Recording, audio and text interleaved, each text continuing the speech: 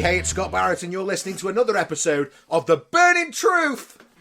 And I'm here with the man who is the best in the world at finding the longest way to get to the simplest answer. It's Matt Burns, everybody. I like a long journey. How's it going, Matt? You okay? Yeah, it's all good. It's all good. I will say it's an interesting week that I've had. Go on, what you been doing? Well, I went to a wrestling show yesterday. Okay. With a wrestling ring. Yeah. I had to travel down with a nephew as well. Yeah. With my nephew. Who was the show? It was for Top Turnbuckle Wrestling, and I will say, all good laughs in Purton. It was absolutely a great show, seeing where the Wonder Kid, Johnny Storm, and everybody, TTW Dante as well, and many others. Good but stuff. I will say it was a proper good barn burner show, and I will say the crowd at one point made me go deaf. Oh no, genuinely, It was really loud. Oh yeah, really loud. I had to take a chair at the back so I can see everything, but I also could keep me hearing. Wow, that loud, that's brilliant. What was I up to this week? The wife's decided that we're moving. I don't know if I mentioned that before. So I went from doing a bit of DIY to now, looks like we're selling the house and moving. After you've just done all the DIY? After I've just done all the DIY. No! So I can go and budget myself somewhere else instead now. So yeah, looks like we've got all that going on now. Got having the house valued, etc. So very exciting times. And what else was really exciting this week is we got some season premieres. Yes. I will say, we've got plenty of season premieres, haven't we? Season premiere for SmackDown, season premiere for Raw. Did they call it the season premiere? Not. I'm just trying to think. Was it an official one? And I think it might have been. Yeah.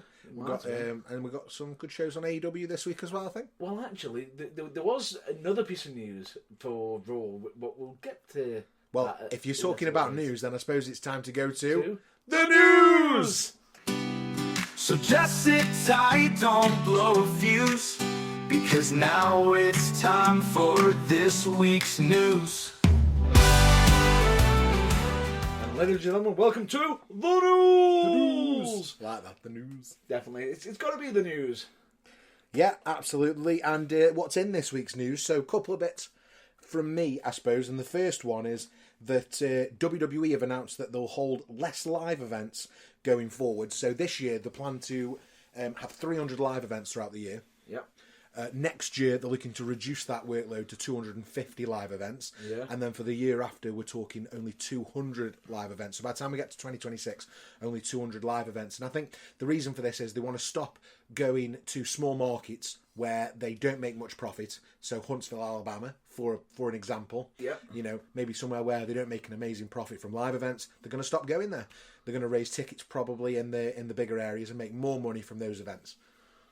I can understand a little bit of that, but at the same time, certain other individuals, certain fans might get upset because they're not visiting their areas, but it makes it a bit more special when they do come around and more than likely make it more profitable for them. It's the evolution of the business, right? It's a little bit because, it seems like it's, the old adage of less is more. Yeah, and do you know what? I've got two little boys. Mine are 7 and 5, right? Mm-hmm. So I'm taking them this year to November, which WWE are touring. So I'm taking them to a live event in Nottingham in November. Yeah. Because the live event experience is completely different to a taping, right? Oh, whoa, definitely. So I'm going to take them to a live event because live events, right, they're entertaining. They're there for you. They're not there for the TV cameras. Yeah. If you go and watch a TV taping... Which I've done. They're there for the cameras. They're not there for you. Although, I will give one exception to one wrestler when I was there to see it live at the time. Mark Henry. He actually worked the crowd. Wow. Yeah, I know. Mark Henry, world's strongest man. Fantastic. Yeah, so I think, it's the evolution of the business. It's sad to see it happening, but I can understand totally why. And it's actually the reason why, if you think about why Roman Reigns doesn't do many house shows now. Yes. I mean, yes, it's his deal, etc. But even if you just look at the overall of that, he's bloody expensive per house show. So if he did, again, I'm going to use that example, Huntsville, Alabama. Sorry to anybody in Huntsville. Then if he does that, then automatically, because of the cost of him, the cost of that event goes up massively, and it probably takes it from being in the black to in the red, and it probably makes that event then non-profitable. Yeah, it's sort of... It was either going to be either the two choices, either they got to cut down on the certain card that they've got for that show, Yeah. which means then it's not giving back to the crowd that are coming to pay good tickets. Which then, is it worth putting out a less quality event instead of it, being prime events? And the only other side to this that I want to think about is that wrestlers need reps. They need to stay in shape. They need the reps wrestling. They need to make sure they're not getting rusty, if you like. But also, what I thought about then is this agreement we've now got with TNA. Yes. And there's nothing stopping WWE from doing more agreements like that, which will give some of their NXT or lower level talent opportunity to go out and work elsewhere. And more work, yeah. At the same time, but also it's also giving some of the TNA wrestlers additional work with them being on NXT. Yeah, it's part of that deal, absolutely. And I think that's the really good bit, is that then the wrestlers can go out and get that elsewhere. I still think it's quite sad though that we might see the end of the as time goes on, we might see the end of the live event, the live show. Very, very, very sad. Second piece of news this week, Matt Burns. I'm gonna do the accent here if I can. Armando Alejandro Estrada. You missed the extra left, Armando Alejandro Estrada. Wow. Please post your comments in who did that better. Probably Scott. So why are we talking about Armando Alejandro Estrada? The reason we're talking about Estrada is because he signed a WWE Legends deal this week. Now, obviously, Estrada was the first manager of Umaga, yeah? Yes. How good would it be to see him be the manager for Jacob Fatu? Can you see that? I can see that so bad. Oh, but at the same time, he could be the wise man to... Yeah, absolutely. Could the new bloodline? Oh, yeah. Oh, that just writes itself. So, yeah, he signed a Legends deal. There's nothing saying he's going to be on WWE TV.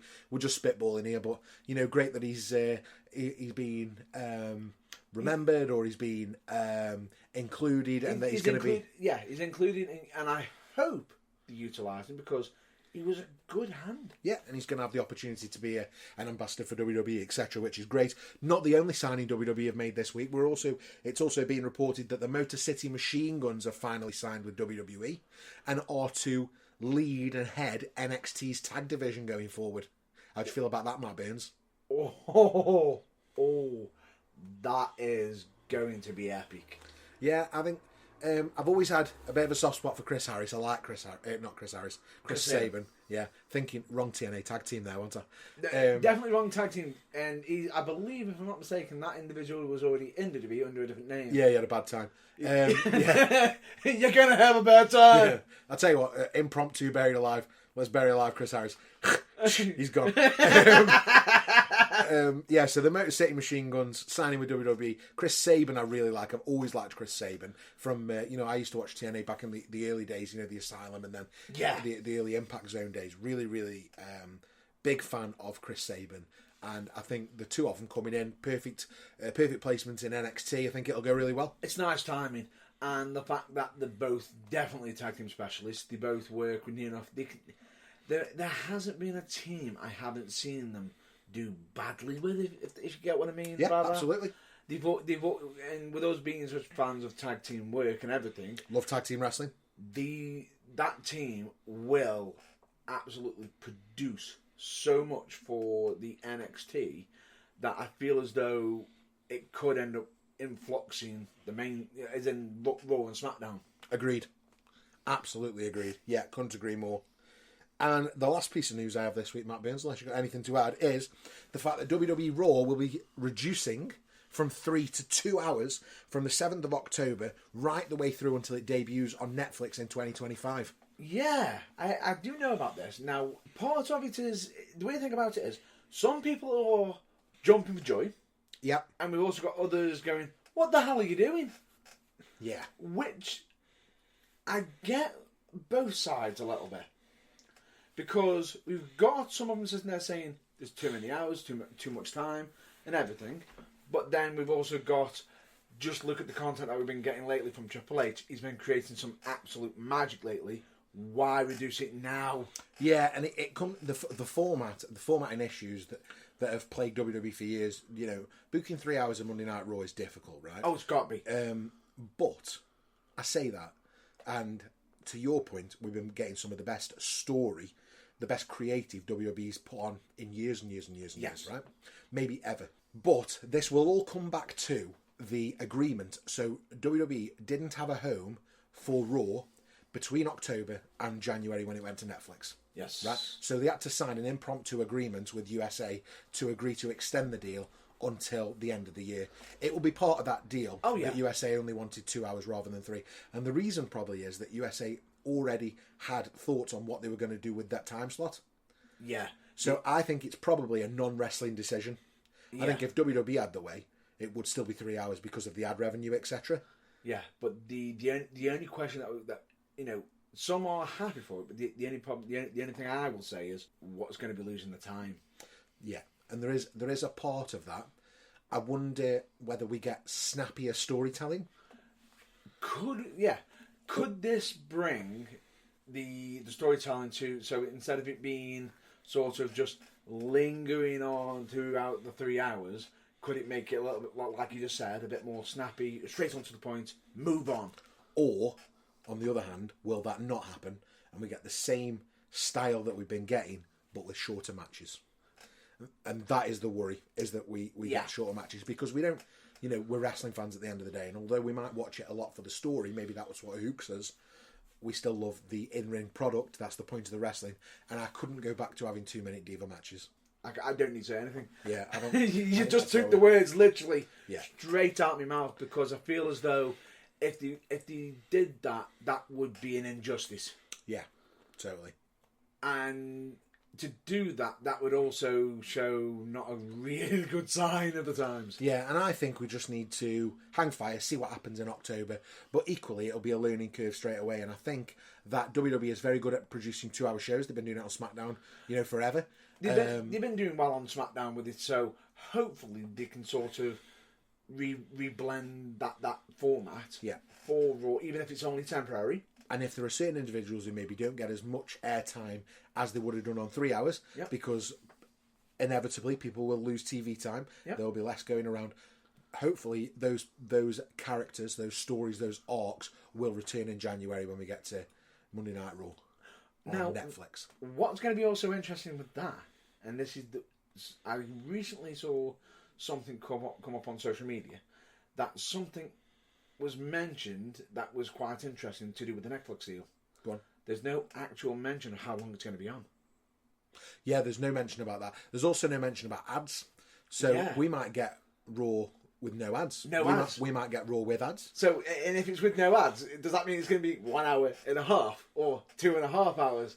Yeah. That's what I mean. So, what's going to be the format? So, this is where I feel as though there's a bit of intrigue, interest. All I'll say on that is, when we know, you'll know. So stay tuned to the Burning Truth. Please do stay tuned for that. Right, and I think it's probably time that we do a review of this week's wrestling.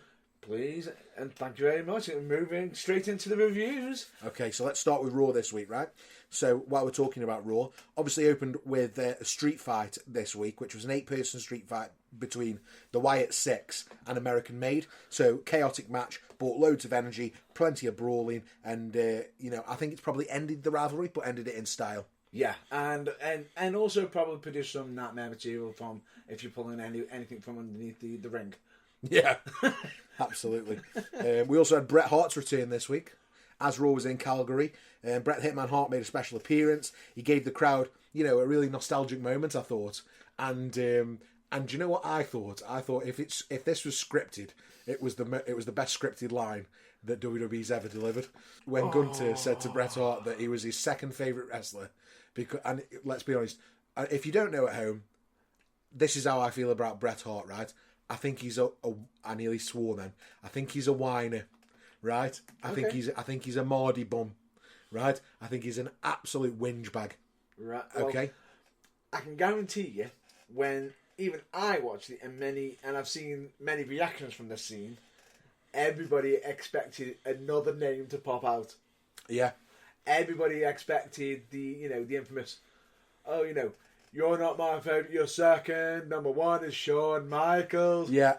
But Gunter took it to a whole nother level. Oh no, he picked a bigger troll moment. You're not my you're my second favourite wrestler after my favourite wrestler of all time, Bill Goldberg. Mic drop, absolutely brilliant. Savage. Great, absolutely great. And all the whining that Bret does online and in interviews, absolutely quality moments. And I enjoyed it even more because in the back of my head, I remembered the interview Bret Hart did where he said Triple H didn't have a creative bone in his body. And now you're just mad. And you got to know, because at the same time you can see Bret's face looking at it and go, that's probably Triple H paying me back. And let's not forget he also congratulated Natalya because she had a return match where she teamed up with Lyra Valkyria and Zelina Vega and they beat the Pure Fusion Collective, worst stable name ever. And who's in that? That's no, not Zelina. The ex-GM. What's her name? Ex-GM. I can't think of her name. Shayna Baszler. The other one that used to be friends with Trish Stratus, Zoe Stark, and then the girl who was the GM, Deville. Sonya Deville. That's her. Yeah. And Pure Fusion Collective, worst stable name ever. I am surprised that with Sonya Deville, she hasn't developed some sort of Cruella Deville gimmick. Yeah, absolutely. It's in the name, isn't it? And then the main event was a Fatal 4-Way. Raw closed out with the Fatal 4-Way. That determined the number one contender for the Intercontinental Championship. That was Jey Uso, Pete Dunne, and Ilya Dragunov. And I think...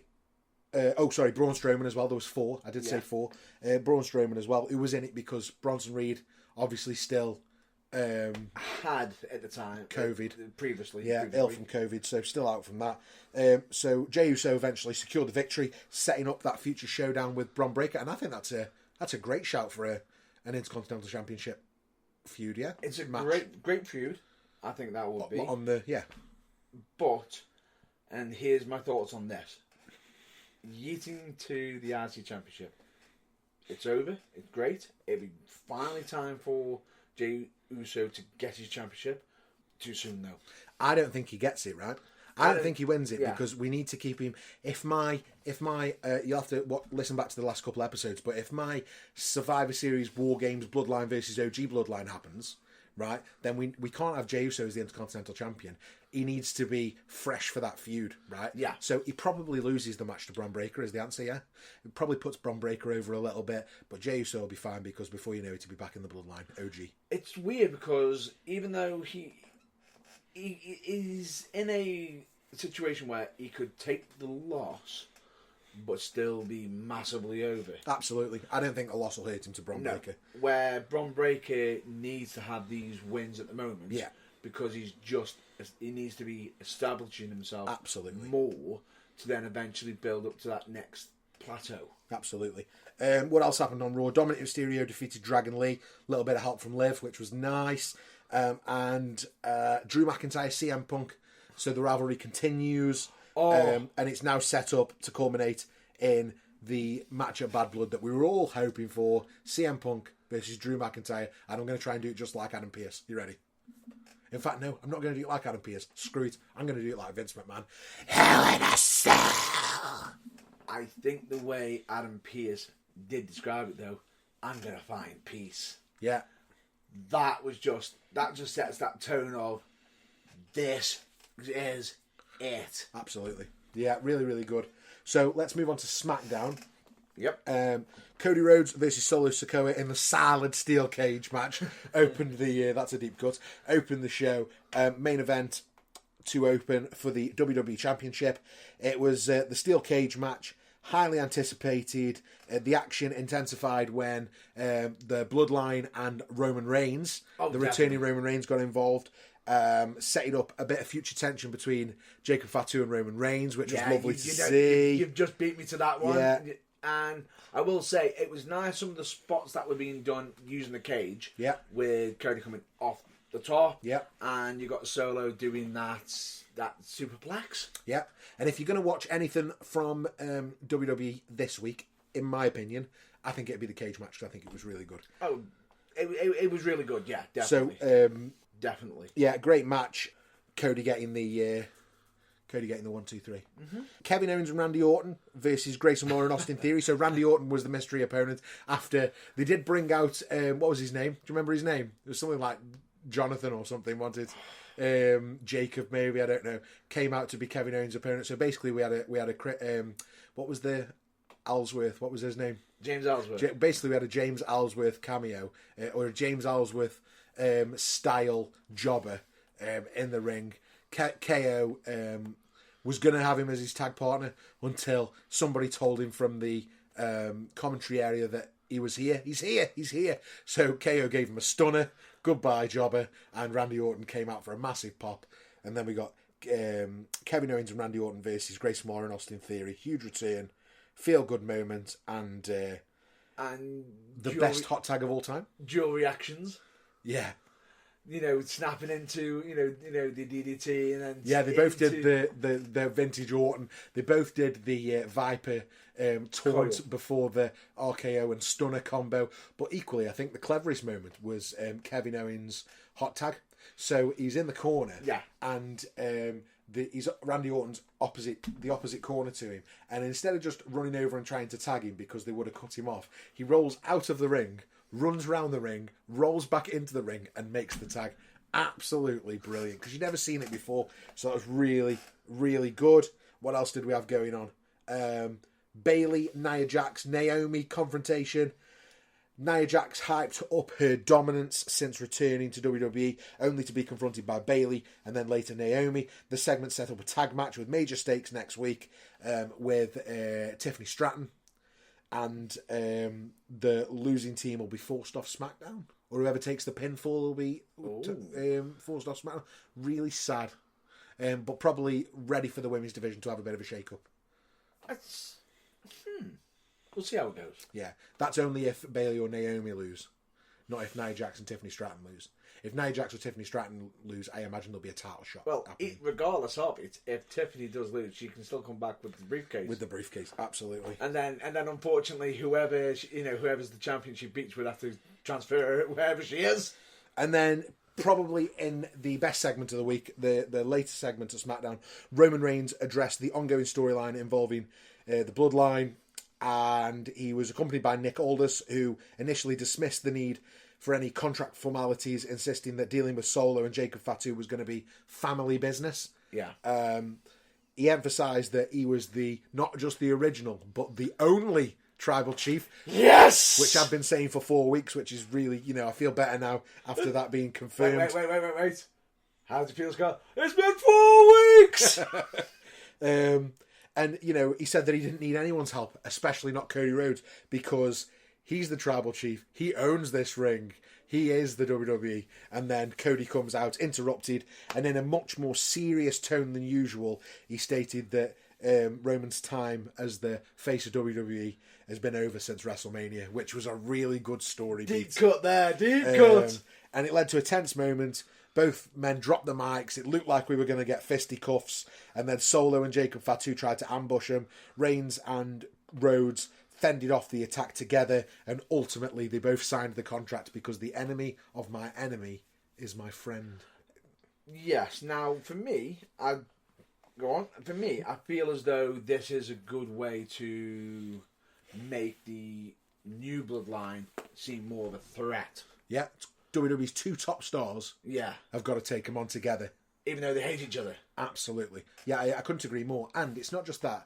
And by the way, that contract signing and that was for a tag team match at Bad Blood. So that's the match we're going to get. We're going to get Cody and Roman versus the new bloodline. Yeah. But yeah, I think a great way to, put the threat over. I still don't think in that tag match we're going to get much Fatu and Roman Reigns. Yeah. They seem to keep teasing that little... I think that might take years. I think it's going to lead up to Survivor Series. And that's when they'll unleash them. Do you think? Hopefully. That's when they'll unleash them. Yeah, maybe. Or, in that Bloodline versus Bloodline Epic War Games. There could be a secret plan somewhere. Yeah, maybe. There could be a secret plan somewhere, but we don't know yet. But we have no idea what the secret plan may be. But it may come to light. Yeah. Maybe. But anyway, the only point I want to point out with SmackDown, the only thing I didn't, me personally, says, the new logo. Oh, okay. Not the biggest fan of it. Because you think it says Crackdown. Yeah. I just don't think it says that, the two, doesn't actually say SmackDown. It just looks like Crackdown. Okay. I quite like it, but then I suppose that's to everyone's taste. Do you know what I would say? If you can go on the comments for this podcast, or if you want to send us an email, info@theburningtruthuk.com, let us know. Is the logo, the new SmackDown logo for you, is it thumbs up or thumbs down? We're really interested in that. Yeah, I'm interested in that. Really, really interested. Thumbs up or thumbs down. And I suppose that takes us on to AEW, Matt Burns. Right. I haven't seen any AEW this week, so I'm hoping you will be my guide. Brace yourselves. Brace yourselves. Brace yourselves!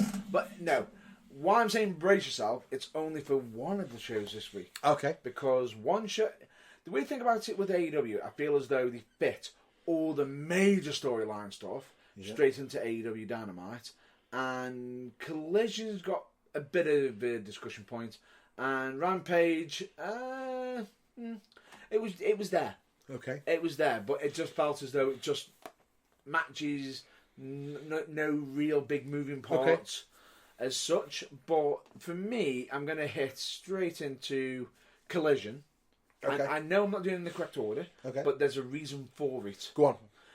Because on AEW Collision, the only match I want to address was the main event, which was GYV versus FTR. Okay. Great match, great dynamic. The only problem I have with it is any big company that has GYV, why do they keep hyping them up, setting them up as if they, next big thing, top notch. Let's bring him in. Let's make something of them to that's on job out or lose. You want to see him get some victories, yeah? They need to be getting some victories because since they've doing little bits, okay, they beat the Outrunners. They're slowly getting over, but they're only slowly getting over. They're not established. When we're talking about Bron Breakker getting some big wins then. Yeah. GYV, equally. The Grizzled Young Veterans need some big wins. They need some big wins, and when it came down to it, I felt as though FTR could have taken the loss here. Right, okay. They could have at least taken a loss through a cheap method, and they would have been fine. This only hurt GYV, them taking the loss. And a tap out as well. A tap out. So it didn't make him feel as though really top notch, and then just having him beat him up after, beat down on FTR straight after the match to then have the Outrunners come out. And that to me just felt as though GYV was just in the match just so they could have the Outrunners come out, make the save, and they celebrate with FTR. Why have they been doing what they've been doing? What are the Grizzled Young Veterans? They're meant to be coming in to be a challenge for the tag team division. Rejuvenated. You've just rejuvenated nothing. Let's do what we said we would do for Giovanni Vinci last week. Let's let it breathe. Yeah, okay.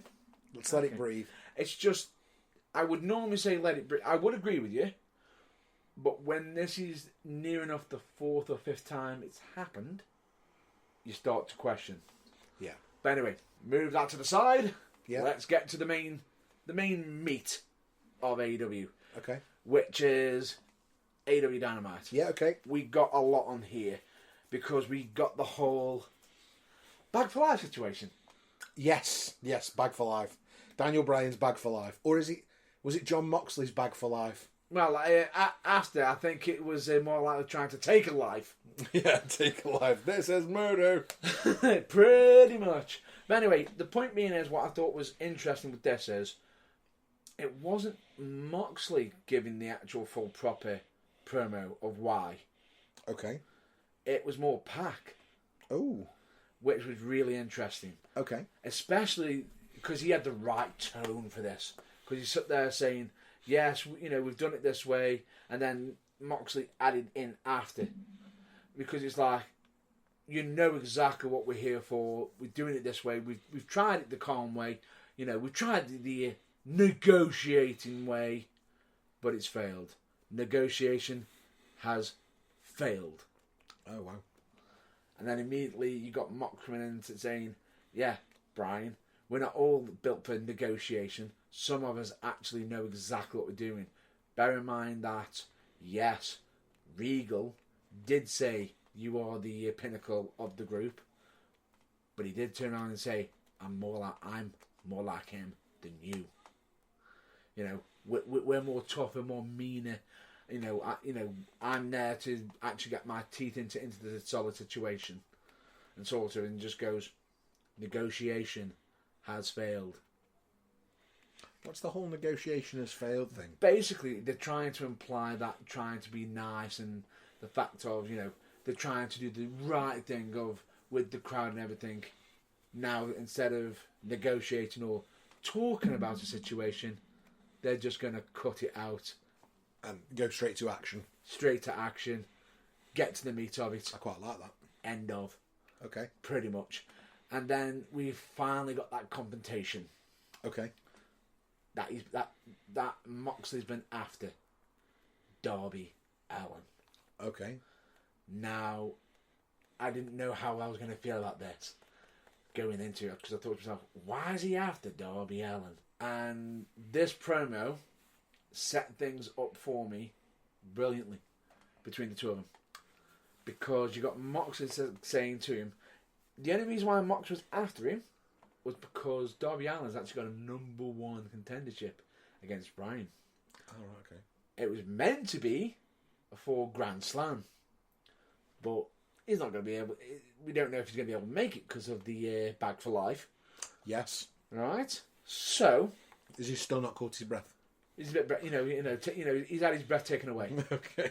But anyway, we got the fact of he's literally just going, right, he isn't going to be there, so you'll be using that at a later date.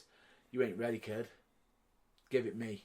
I'm ready. Oh, okay. And he's demanding it. He's saying, no, I'm looking after your best interest, kid. And you just saw Darby Allin just... Normally, he just goes... He was happy to be in the ring with someone like Moxley and everything. And he just goes, I'm looking at you right now. I don't see Moxley. I don't see Jon Moxley here. Wow. At all. I see nothing but a hypocrite. The fact is, you want the easy way out and not earn it. He goes, you want me to earn it? He goes, yeah, I want you to earn it. I want you to fight me. Fight me at Grand Slam. And he goes, all right then.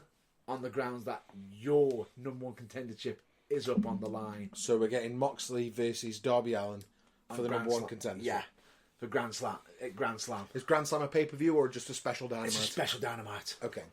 Which straight away, now, at that time, you sit there and think, oh, it's Grand Slam. Well, hang on. They've always had the World Heavyweight Championship. What's going on?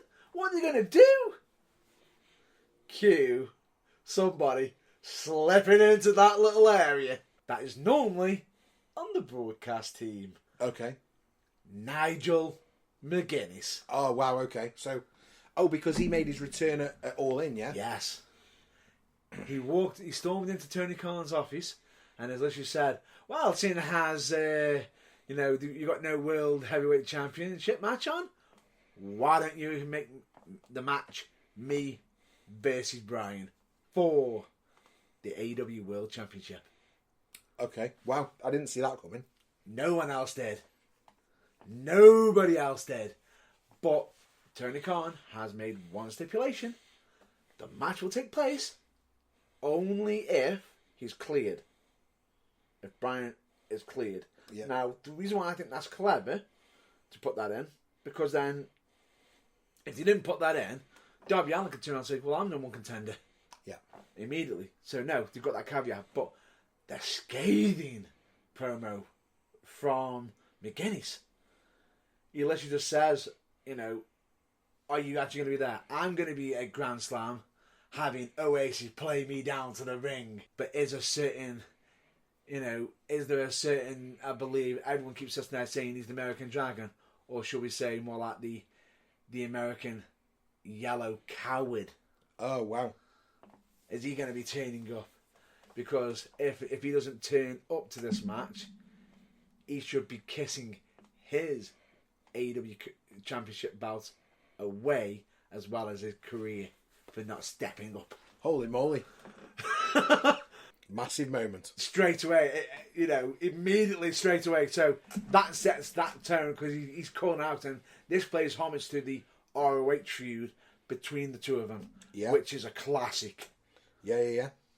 Then on top of that, we need to find it on, in the main event, we need to find a new number one contenders for the AEW Tag Team Championship. Right. Now, for me, I feel as though another team could have benefited this, but at the same time, it's like, no, this could be an interesting plot because they've decided to have two members of the one member of the Don Callis family. Yeah. Even though technically both of them, one of them was in the group before. Yeah. Which was Will Ospreay with Kyle Fletcher. Oh, wow. Interesting way to get into the finish, though. Yeah, absolutely. Somebody comes off top rope for the splash. Kyle Fletcher gets his knees off.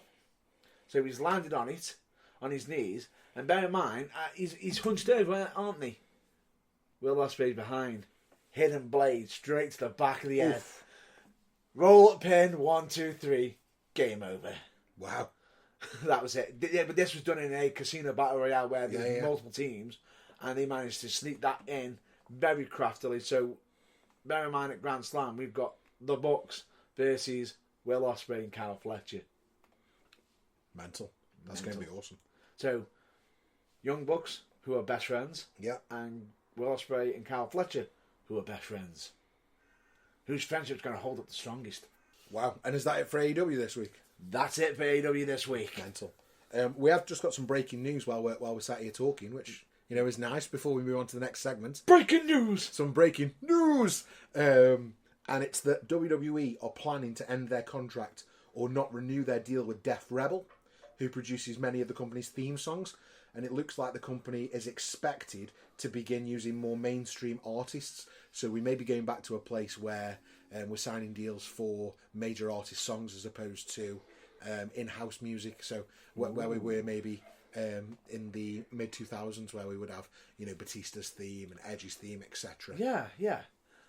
I'm down for that. I think it's a good move. I think it's a good move. Yeah, could this be almost a bit from the less house shows? Because is that where the extra revenue could be moving into? Maybe the extra music. But the difference is, I feel as though that could be a good idea because entrance music with different artists does go hand in hand really well. Yeah, and it's good promotion both sides. Exactly, it's a win-win. Absolutely. Shall we take a break and then maybe bury something alive? I'm pretty sure we're going to need to bury something alive. Buried alive, always say goodbye. Things we can't stand not today. Locked and gone in the ground, never to make another sound. It's buried alive. Dearly beloved, welcome to Buried Alive. Buried alive. Buried Alive. Wrestling's, equivalent to Room 101. Yeah, this is our equivalent to Room 101. So we take any suggestions for something, an angle, a storyline, a person, or anything from the world of professional wrestling that should be buried alive, never to see the light of day again. We'll debate it and we'll decide whether we agree that it should be buried alive for the rest of eternity. And if it is, you'll never have to hear about it again. And if it isn't, well, it goes along its merry way, living its life. Wow. So what are we potentially burying alive today, Matt Burns? Well, for me, I actually had someone approach me and directly ask me. Oh, okay. So, as you can imagine, what's going on here? Yeah. This would be Josh Bradford from the backcountry. Thanks for listening, Josh. Thank you very much. He walked up and pretty much just said, could we potentially, I'm trying to say this without laughing, Okay. bury the whole baby punt / it wasn't my fault Gene Snitsky storyline. Yeah, let's bury... That was buried alive this week. No, I think we should debate it. I think that's the right thing to do. Where do you want to start? the question is, I want to know where you lie on this. Where do I lie on Gene Snitsky? Are you for or against this angle? I am against the Gene Snitsky punt. Okay. You're against it? I think I'm against it. So, I'm going to do what you did on me in the Okay. past. I'm going to play devil's advocate. I'm going to fight for it! So again, I'm fighting for something. For something. I might need to check. I might need to get some tests. I can't believe this. Matt Burns doesn't want to bury alive something. For 2 weeks in a row? I'll go first, right? I will go first. So, the reaction to it is probably what makes me think it. Many found it. I found it distasteful. Use the word distasteful and unnecessary. I think it trivialised a serious emotional topic. Yep. Miscarriage. Yes. Right. Try arguing with that, Matt Burns. I'm not going to argue with that. I'm not arguing against it's. And I think it was cheap heat to do that. Okay. Although the line "it wasn't my fault" became fairly popular, in that I think it's wrestling's version of "it wasn't me," right? Excuse me. Are you reading my script here? The storyline is probably a low point for WWE. I don't think it did much to elevate him in the long term, because it wasn't long after this he was licking feet. Or sniffing feet, whatever he was doing. And I don't think it ever really developed past this moment. So, for me, I think it needs to be buried alive, because it probably stunted Gene Snitsky's career. Luckily, we got out of it quite quickly with the Matt freaking Hardy bit. No, because following this, Matt and Edge started to feud. And we got away from this pretty quick. Yeah. But the whole thing between Kane, Lita and Gene Snitsky, I just wish we could leave it behind in a box and bury that box and then build housing development over that box.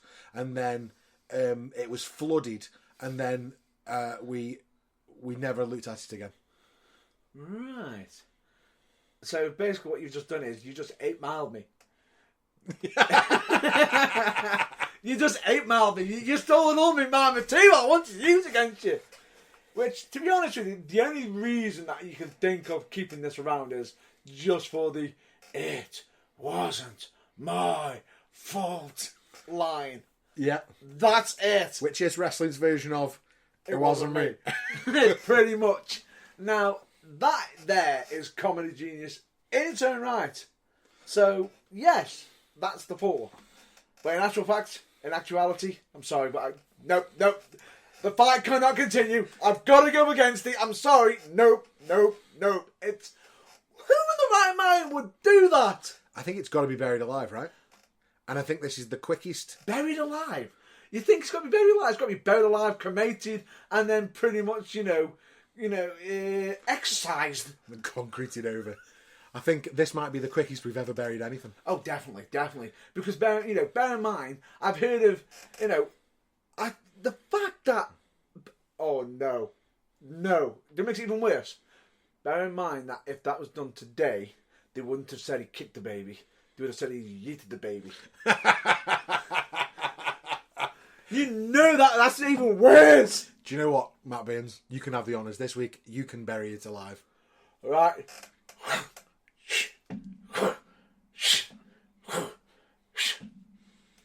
Not deep enough. And ladies and gentlemen, that was buried alive. What do you reckon? Do the top 3! Do the top 3! To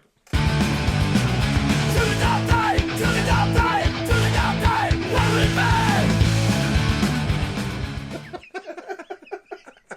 Yeeting the baby! Right, do the top 3! Right. Oh, let's try and get back to some professionalism. Get some composure.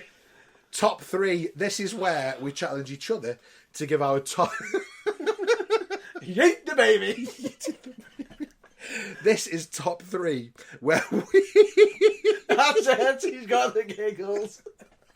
Oh, right. This is top 3, where we challenge each other to give our top 3 of any relevant chosen topic. This week... This week, it's Matt Burns' chance to top 3. It's his turn. And we're getting a bit better at this, Matt Burns, but I want it in order of 3. Press your cough button. Already got it. We wanted it in order of 3, 2, 1. Already got Do you think you can manage that? I've already got it. I've Right, already got cool. it. I've got So- it down. I know the rules. He knows the rules. So, this week, Matt Burns, and I would ask everyone to put their own top 3s in the comments, or send us an email, or tweet us at TBT Live UK Yep. for your top 3 wrestling games. Immediately, I know what my number 1 is. Okay, that's good. Already, straight away. I've got a good potential number 2, but then it's just deciding that number 3. Do we... No, you know what? No.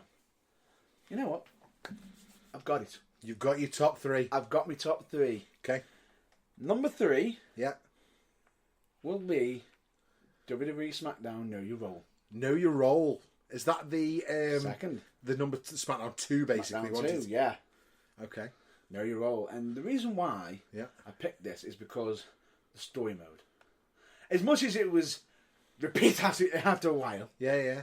the fact that you can have multiplayer story mode. Yeah. Great for playing with your friends. Oh, definitely. Even though the entrances were just a music video in the background and just someone walking down. I think that was cool about SmackDown though. It was interesting, especially when you had the car, vehicles, and what was it, golf carts? Yeah. But yeah, So number 3, know your role. definitely. SmackDown 2. Number 2. Number 2, and this is where they started building up a bit more, and this is again another SmackDown game. Okay. Well, there has been a lot of them. Oh yeah, definitely. And I know a lot of people were sitting there saying, "Oh, where's the SmackDown versus Raw?" Or the nope. This is my list, This is your 3, my 3. and this is your 2. This is number 2. SmackDown. Here Comes the Pain. Oh yeah, fair dues. This is a good one, right? This is the one with Brock Lesnar on the cover. Taz used to say, "Here comes the pain." Yeah.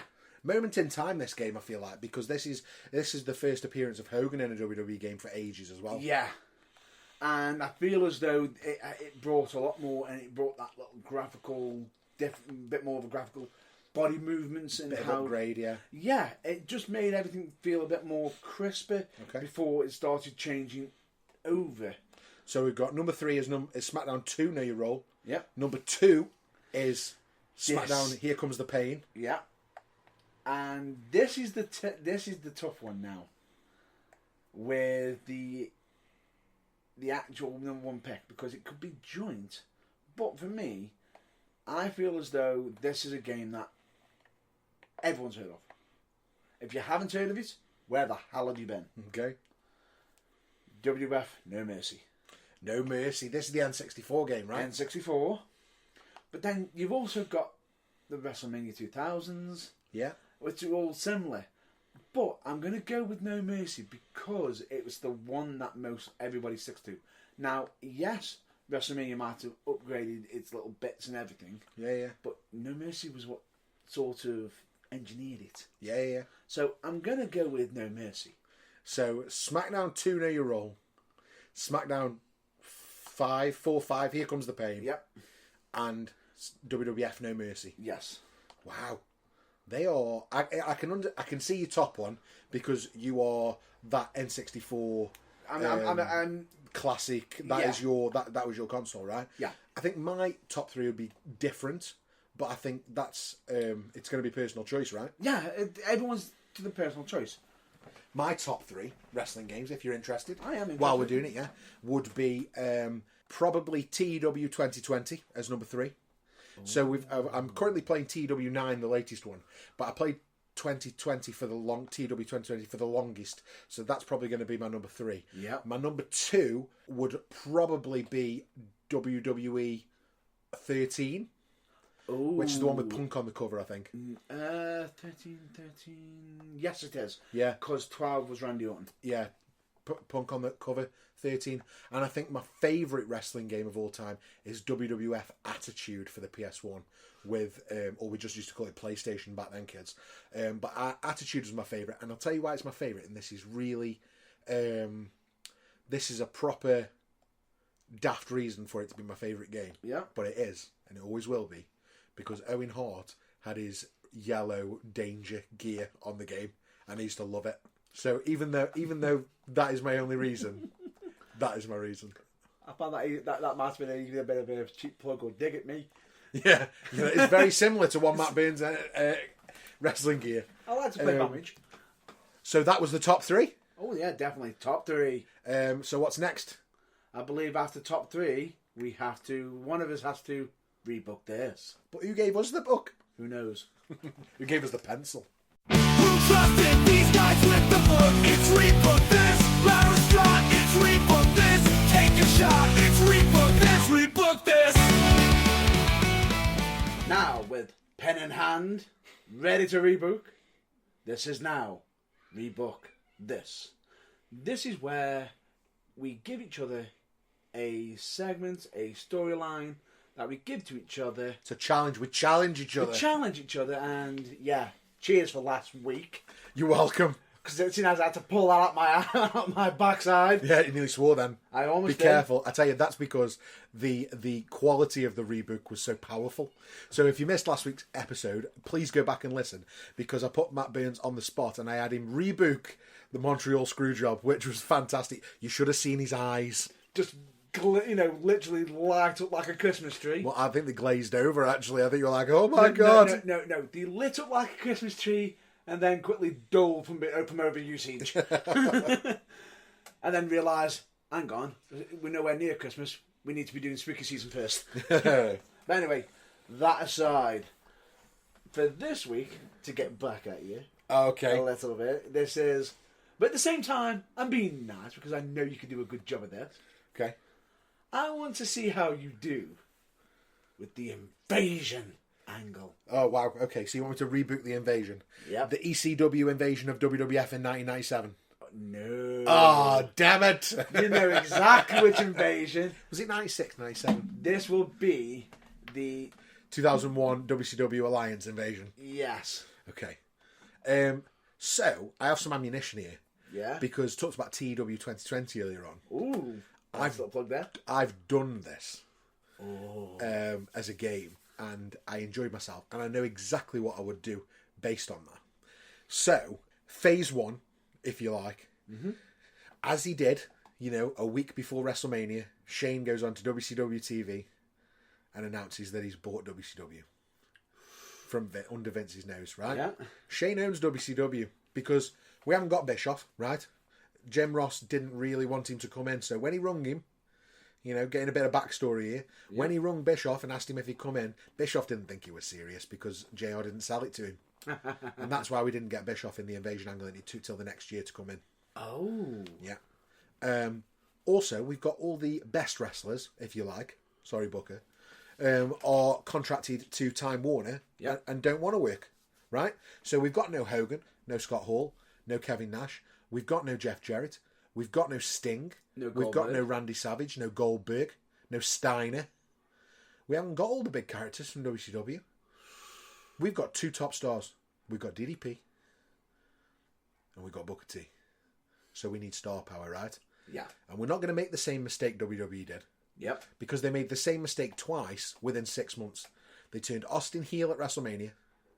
Oh no. Mistake. And then they turned him heel again and had him form with the Alliance.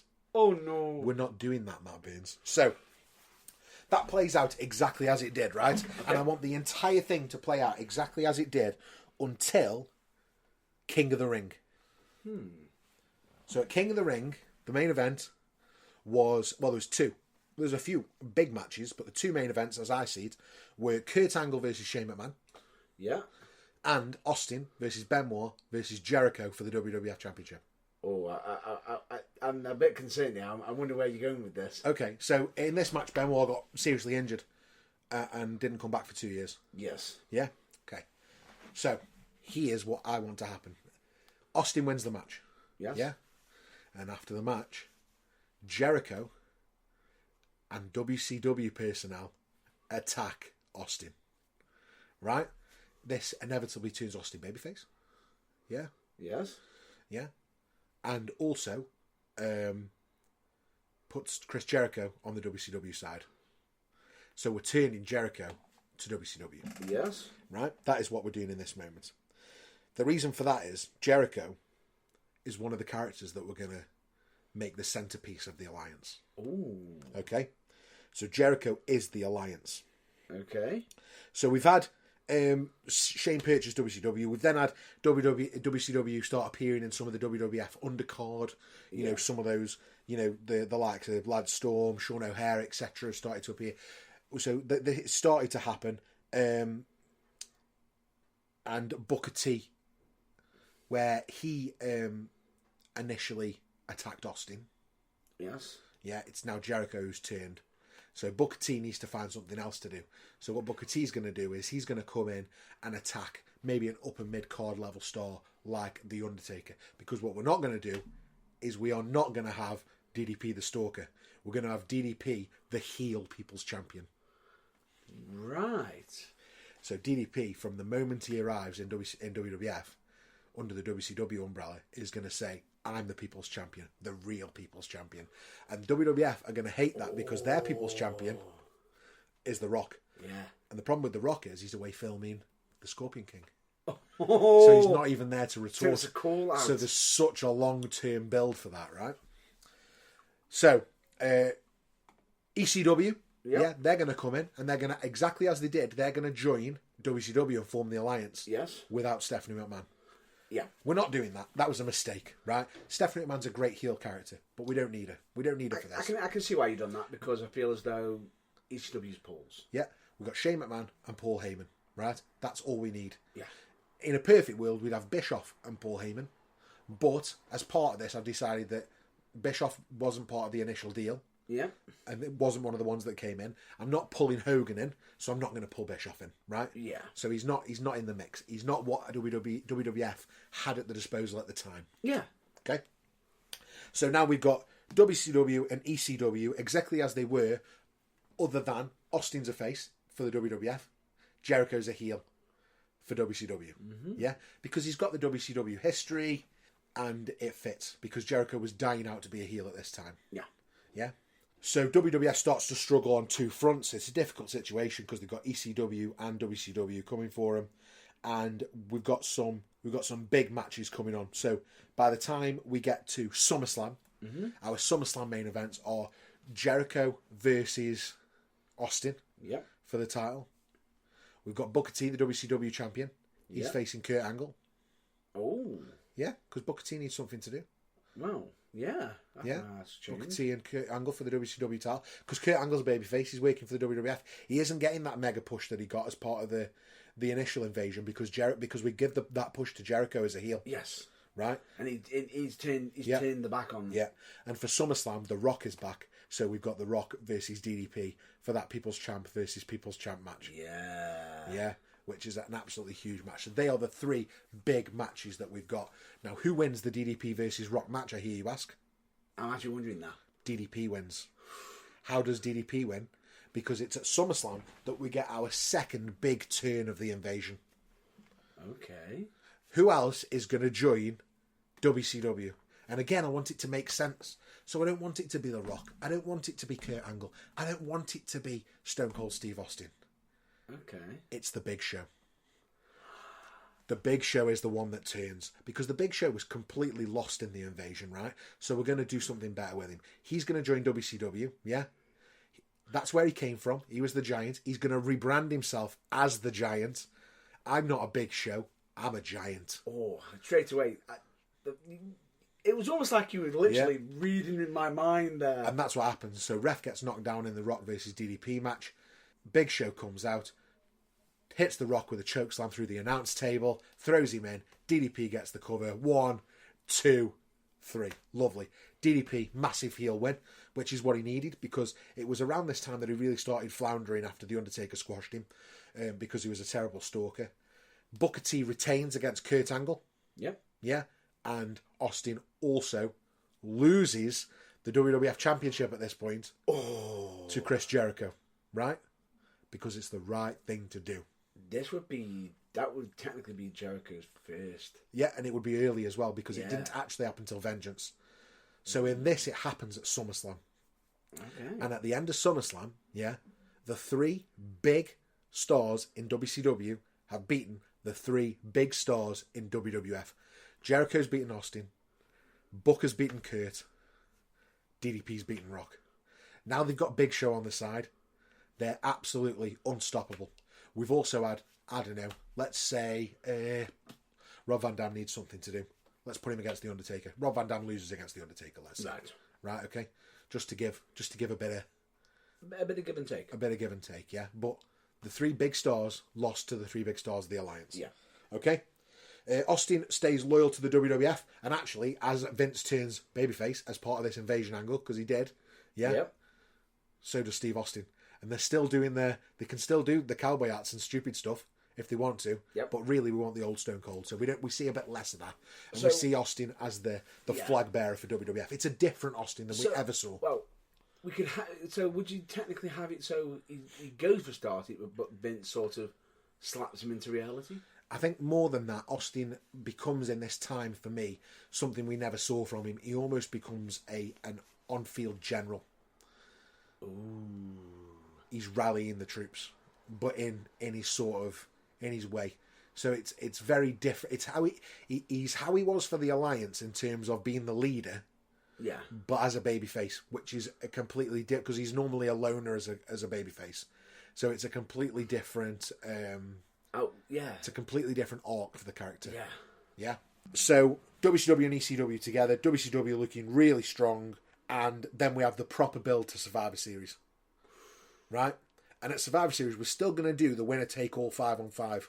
Oh, the winner takes all. We're still going to do the winner take all, right? We're still going to do all the same stuff, right? We're still going to do the 5-on-5 Survivor Series match. And the match is Austin, Rock, Angle, Undertaker. Austin, Rock, Undertaker, Angle, and Kane. Sorry, nearly forgot what I was talking about then. That's fine. And Kane. And they're going to go against Jericho as the team captain, Booker, DDP, Rob Van Dam, and Big Show. Oh. Right? Austin's going to win the match, obviously, because he was always going to. There was no shenanigans with Angle turning at the very end. We're not having any of that. We're just going to have Austin go over because Jericho, Booker are still going to get jobs because they are champions. Oh, I see what you've done now. Yeah. DDP, let's say he's the US champion, still gets a job. Yeah. RVD, let's say hardcore champion, still gets a job. And let's say Big Show won the Battle Royal for a job earlier in the night that Test actually won. Yeah. In real life. Let's say Big Show won that. So all 5 of those still get jobs, right? Vince comes out just as he did, raising his arms at the end of the show. Yeah. And then at this point we've got Jericho, who's in a huge place as WWF champion. He's had a push of his life this year. Yeah. Following King of the Ring, SummerSlam. We've got Booker T, who's still the WCW champion and never lost it to The Rock. Yeah. Halfway through the invasion, yeah. Because The Rock was with DDP. Yeah. Let's say as part of that, The Rock did eliminate DDP. Yeah. Let's say Angle did eliminate Booker T. And let's say that Austin defeated Jericho in the end. Yeah, let's say it was a bit of a whitewash because Vince wanted it to look really strong. But all those guys still get jobs. Then when you get to WrestleMania, that's when you do the combining the belts. Yeah. So in that year, you maybe do a triple threat or a fatal 4-way that's for both belts. That is Jericho, Booker T, Austin, Rock. Or Jericho, Angle, Austin, Rock. Yeah. Depending on what you want to do with those belts. Yeah, yeah. And I would have the unification at WrestleMania. Maybe with Triple H as well. Because he would have then returned at the Rumble. You mean instead of it being at Vengeance, you're yeah. doing it at WrestleMania? Yeah, I wouldn't start it at Vengeance. No, I can see why you've done that because it feels like a bit of a bigger moment. Yeah. Because a unification like that, I'll be honest with you, I was With surprised. the WCW Championship and the WWF Championship. And it happened at Vengeance. Does anyone remember it being Vengeance? Weird. It was the night when Jericho beats Austin and The Rock in the same night. Which he doesn't brag about much. He didn't talk about it a lot, no. No, he doesn't. But that is what I would do probably. Just that's how I worked it in my, in my brain. And as part of that, right, as part of the invasion, you do a much better job of doing the Dudleys versus the Undertaker and Kane, a proper feud. You do a much better job of what you do with Booker T. So he obviously feuds with Angle for the WCW title, but there's other matches throughout that. So he has matches with The Rock where he maybe gets slips through, maybe gets a cheap win. We maybe have matches where Jericho defeats The Rock or gets sneaks a win from The Undertaker. You do all you can to protect those heels, because the Invasion didn't do a good job of making new heels. What it did is left us without any heels at the end of it. Yeah, I can see where you're coming from. Now, the one question I've got for you in this whole rebook is you've talked about the WCW championships and everything. Yeah. But wasn't ECW all part of it as well? Yeah, but you know what? I wouldn't include the ECW championships because I didn't think it worked. I thought it worked in real life without them. Because ECW was closed much earlier than WWF. And the ECW champion, Rhino, had already been in WWF for long enough. Like, Booker T came in as the champion. Yeah. Rhino didn't come in as the champion. Yeah. No, you know what? No. I'm happy with that. I also think I would have probably unified the WWF and WCW tag team titles really early. Yeah. And then that Undertaker Kane Dudley Boys feud would have been for both sets of tag titles at the same time. Because there wasn't enough tag teams at the time probably to keep that going. Chronic were terrible. Billy and Chuck weren't a thing yet. There weren't a lot of good tag teams. So that is maybe what I would have done with those. And I'm glad that you pointed that out. And the reason why I brought it up is because we know that somebody would have brought it up in the comments. That's why I brought it up, just to, safeguard us. But I would have kept the same length of the Invasion storyline. And I would have just changed a few of the parts, like a few of the turnies. So I saw the Invasion angle. When I think back to the Invasion angle, I think of it as a time that you could absolutely make Chris Jericho. Yeah, no, I can see that. And the good thing about it is, at the same time, it also plays on Austin's hatred for WCW on how they handled his business when he left. He sort of left, but also sort of pushed out or nudged out. I just think the Invasion angle was a great opportunity for them to go back on the terrible decision, which was to turn Austin heel. Yeah. And they didn't take it. They doubled down, and that was a mistake. Yeah. So that's what I would do. But that is... Yeah, that would be... That is Rebook This Invasion. And, well, that's a wrap for this week's episode of The Burning Truth Live. Thanks so much for joining me and Matt Burns today. Hope you had as much fun listening as we've had recording. If you want to keep the conversation going, you can find us on Twitter at TBT Live UK, Instagram at The Burning Truth, Facebook at The Burning Truth, and YouTube at The Burning Truth 251. Got any questions or ideas, you can drop us an email at info@theburningtruthuk.com. And don't forget to subscribe and leave us a review. It really helps spread the word if you leave those 5-star reviews. Check out our website, theburningtruthuk.com, for more updates. And until next time, stay positive, keep enjoying the wrestling, and we will catch you on the next episode of The Burning Truth Live. Excelsior!